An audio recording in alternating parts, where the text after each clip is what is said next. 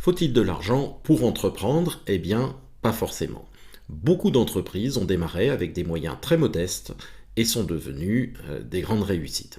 Un exemple, Michel et Augustin, marque très connue aujourd'hui de cookies, yaourts et autres mousses au chocolat, eh bien, démarre très modestement. Les cookies sont cuits dans le four familial de l'appartement.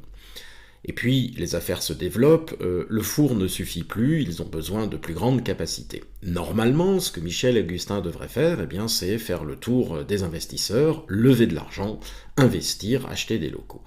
Ça supposerait un budget très important. Eh bien, ça n'est pas ce que Michel et Augustin font, ils se tournent vers un ami qui possède une boulangerie. Cette boulangerie est fermée le mardi et ils obtiennent l'autorisation de leur ami d'utiliser le four de la boulangerie le mardi. Et voilà, sans dépenser un centime, Michel et Augustin disposent donc d'un four à très forte capacité. C'est un très bon exemple de la façon dont les entrepreneurs se débrouillent très souvent pour éviter justement d'avoir à chercher de l'argent, pour ne pas être bloqués, et obtiennent ce dont ils ont besoin, ça peut être des capacités de production, des outils, en demandant service à d'autres, à des gens qu'ils connaissent.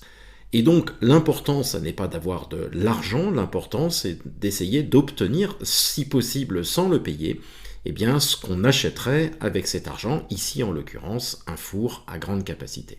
Donc non, il n'est pas nécessaire d'avoir beaucoup d'argent pour entreprendre, ce qu'il faut c'est être débrouillard pour essayer de trouver ce dont on a besoin dans son entourage.